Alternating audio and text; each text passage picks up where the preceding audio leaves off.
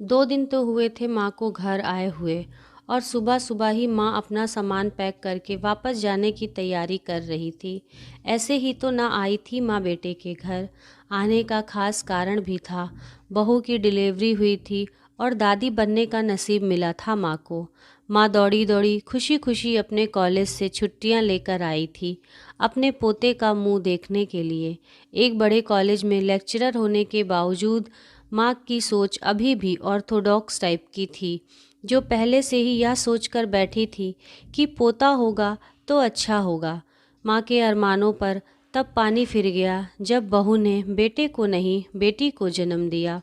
हालांकि माँ यह सब अपने चेहरे पर नहीं दिखाना चाहती थी, लेकिन उनका बर्ताव सारी बातें बयां कर रहा था। माँ को वापस जाने की तैयारी करता देख बेटा माँ के पास आया और माँ से बोला, माँ 2 दिन तो हुए हैं तुम्हें आए हुए और तुम जाने की तैयारी कर रही हो। अरे बेटा, तुम तो जानते ही हो फिर से शुरू हो गए हैं कॉलेज। तुम्हारे पापा और मेरे लेक्चर फिर से शुरू करने पड़ेंगे। ज़्यादा छुट्टियां भी तो नहीं थी। जाना तो पड़ेगा, लेकिन तुम चिंता मत कर। थोड़े दिन बाद मैं और तुम्हारे पापा दोनों ही वापस आएंगे। अगले दिन माँ सुबह सुबह नहा धोकर जाने के लिए तैयार थी। बेटा किचन से चाय बनाकर लाया।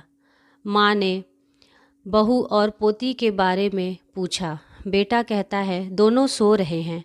माँ बेटे से कहती है, खुशी की बात है बेटा, तेरे यहाँ लक्ष्मी ने जन्म लिया है। लेकिन मेरी मानो तो अब तुम और बहू मिलकर एक और बच्चा प्लान कर लो ताकि तेरी फैमिली पूरी हो जाए। हो सकता है तुम्हें मेरी बातें पुराने ज़माने की लग रही हों, लेकिन थोड़ा प्रैक्टिकल होकर सोचो बेटा। अच्छे से जानता था कि माँ क्या कह रही थी और क्या कहना चाहती थी।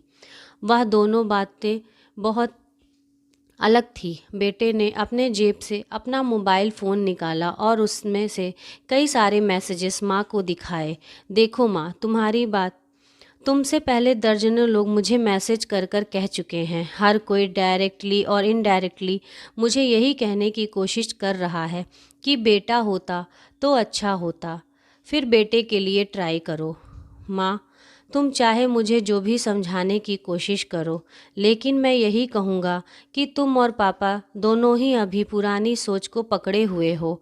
और ऐसा मुझे इसलिए कहना पड़ रहा है क्योंकि अगर मेरा बेटा हुआ होता तो आप इतनी जल्दी जाने की तैयारी नहीं कर रही होती और अपने हाथों से उसे यहाँ वहाँ खिला रही होती और पापा भी यहाँ पर होते। 21वीं सदी में जी रहे हैं हम, फिर भी ऐसी मान्यताएं और आप दोनों से मुझसे ये उम्मीद नहीं थी। आप हज़ारों बच्चों को लेक्चर देते हो और खुद इस तरह के विचार रखते हो। अगर आप ऐसा मानते हो कि बेटा और बेटी दोनों होंगे तभी फैमिली कंप्लीट होगी, तो मेरे एक सवाल का जवाब दीजिए कि मैं अकेला क्यों हूँ। माँ के पास बेटे के सवालों का कोई जवाब ना था और वो नज़रें झुकाए वहाँ से चली गई। बेटा अपनी माँ से बहुत प्यार करता था। वह बिल्कुल उनका अपमान नहीं करना चाहता था, लेकिन गलत विचारों का समर्थन करना भी उसे ठीक ना लगा। यह सारी बात बहू ने भी सुन ली थी। बेटे ने उसके पास जाकर उसका उतरा हुआ चेहरा देखकर उसे समझाते हुए कहा, देखो चारू, तुम्हें माँ की बातों से या किसी और की बातों से परेशान होने की ज़रूरत नहीं है। मुझे कोई फ़र्क नहीं पड़ता है कि मुझे बेटा हुआ है या बेटी। मेरे लिए बेटी बेटा दोनों बराबर हैं और मेरी बेटी स्वस्थ है।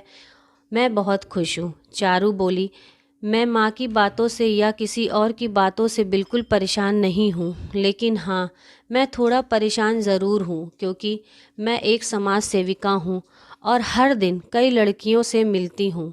अचरज की बात है कि मुझे आज तक एक भी लड़की ऐसी नहीं मिली जो कहती हो कि लड़की होने की वजह से उसे कुछ अलग सा ट्रीट ना किया गया हो या कुछ सहना ना पड़ा हो। मैं खुद एक औरत हूँ और इस बात का अनुभव मैंने भी किया है और अब हमारे घर में भी एक लड़की ने जन्म लिया है, तो मैं परेशान हूँ।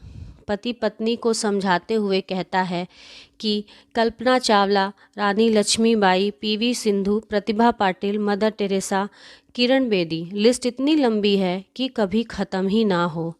क्या इन सब ने यह सब फेस नहीं किया होगा? ज़रूर किया होगा, लेकिन उन्होंने जो दुनिया को साबित करके दिखाया है और जिस मुकाम पर वे पहुंची हैं, वह हर लड़की को हौसला देने के लिए काफ़ी है। और इन सब में जो सबसे पहला नाम आएगा, हमारी बेटी को हौसला देगा, वो होगा चारू शर्मा का, यानी कि तुम्हारा। हमारी बेटी की हिम्मत और ताकत बनोगी तुम।